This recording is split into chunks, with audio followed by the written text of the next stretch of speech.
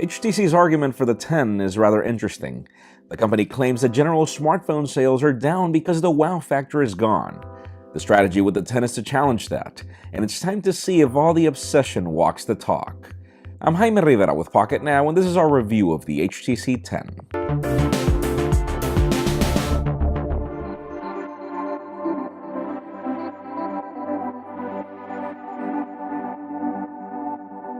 If 10 is for perfection, then a very tall order is being placed on the HTC 10. The company has come a long way to reinvent itself, and some products would even make you believe that it got lost in the process. The 10 is the company's new proposition towards an obsession it's been teasing for weeks, and so far it seems that it has paid off. The hardware story is a clear indication of the HTC we remember. The sandblasted aluminum feels incredibly solid in the hand. The chamfered edges might have stirred a lot of concern in the leaks, but there is not a single rough edge around the phone, and the light reflection they generate is just gorgeous. A sheet of 2.5D Gorilla Glass 3 then accentuates the finish at the top, with elements like a matte fingerprint scanner only helping it stand out. The side buttons are also clickier than past iterations, and the firm feel just extends to the removable trays on the sides. This phone is a beauty in looks, and feels like a product that would definitely withstand the beating. The story doesn't end there. The 10 is actually IP53 water resistant. It may not be enough to get this phone submerged, but it should come in handy if you're caught in the rain, for example. Dazzling the view is a 5.2-inch Super LCD 5 that's now Quad HD in resolution. As with every LCD, blacks aren't the deepest, but this is probably the best LCD display I've seen in years.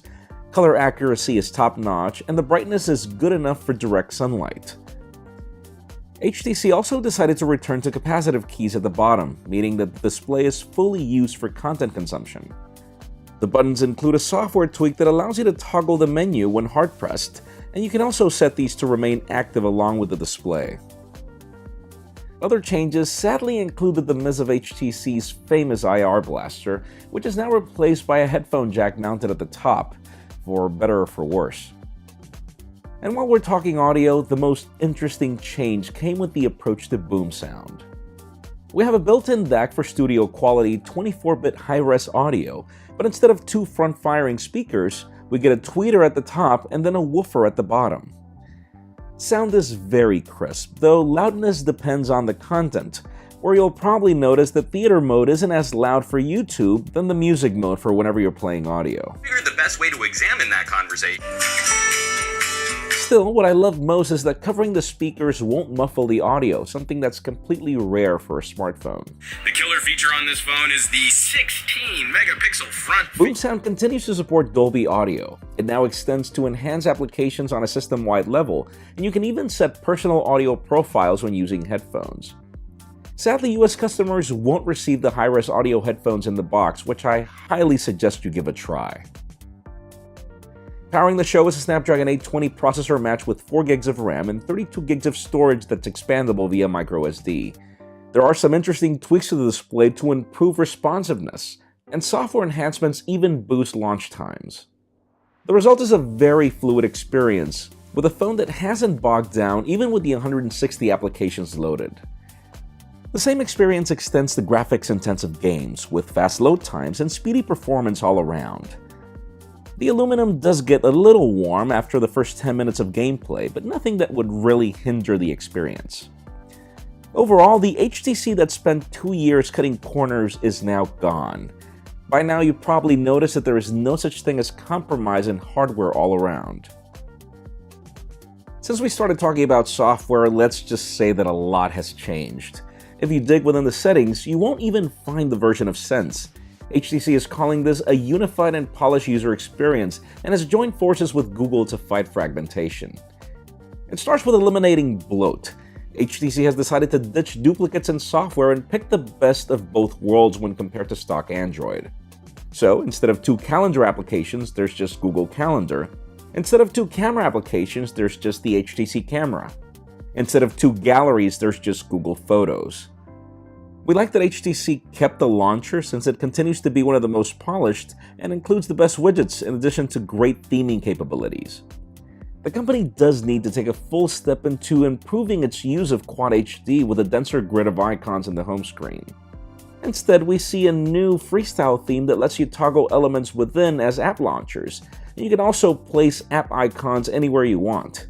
The idea is rather good, but only my kids actually like the existing themes.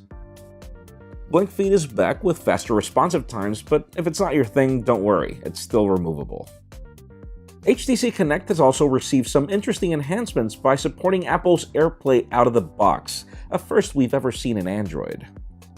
Now, even with the launcher being HTC, apps have also adopted a closer look to material design, which we actually praise as it unifies the experience across HTC and Google apps.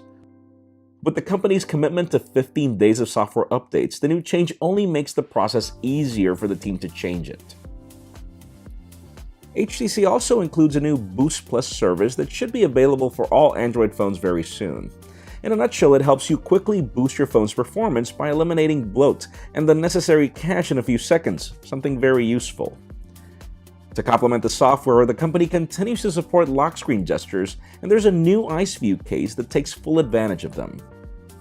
The back is now a more flexible silicone, making it easier to place and remove, and instead of the funky dot matrix icons, things are now easier to read. Double slide down and you're greeted by the camera viewfinder, which then boosts the display for visibility on your photo. We've tested the HTC 10 for 9 days in New York City. As with previous devices, phone calls are solid through the earpiece, and speakers just make the experience better.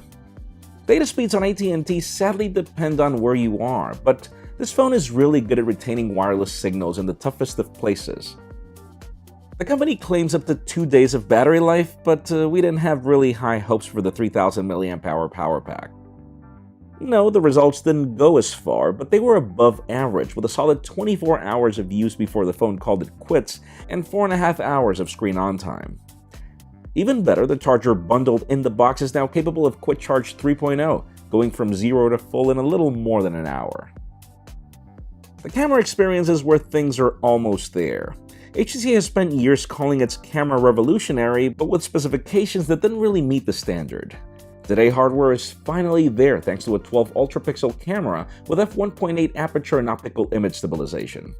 By ultrapixel, we mean that each pixel is of 1.55 microns and 3 times faster focusing than its predecessor.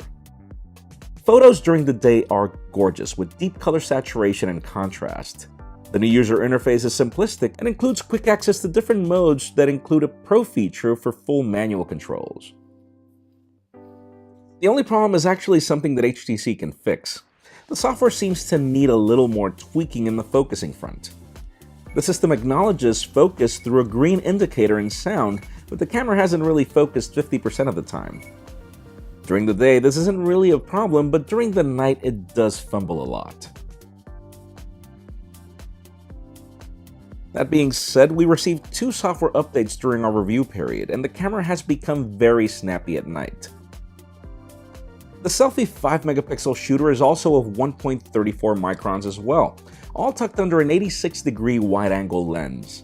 The results are great, and that's mainly because this is the first selfie camera to include optical image stabilization as well.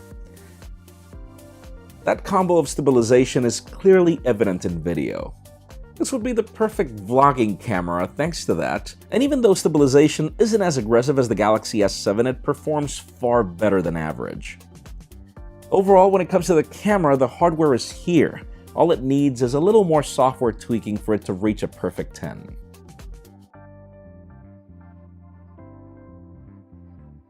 To conclude, it would be best if we reference HTC's plan with this phone.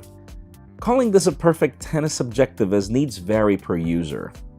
What I do know is that this is not only the best HTC phone I've used, but also one of the best I've reviewed this year. HTC has clearly gone back to the drawing board and has returned with a product that points to a company that's obsessed with quality. For those of you that stayed away from HTC products for the last few years on the argument of compromise, I'm glad to report that those days are over. The HTC 10 is a great smartphone and one that I would highly recommend you give a try. Folks, we've got a few videos of the HTC 10 already in our channel, and there are more coming very soon. Make sure you follow us on social media and hit that subscribe button down below for more videos like this one. In addition, you can also catch our videos on Vessel at vessel.com/pocketnow. You can follow me on Twitter, Jaime_Rivera, or on Instagram at Jaime Rivera. Please give this video a thumbs up if you like what you saw. I am Jaime Rivera. Thank you very much for watching. We'll see you with the next one soon.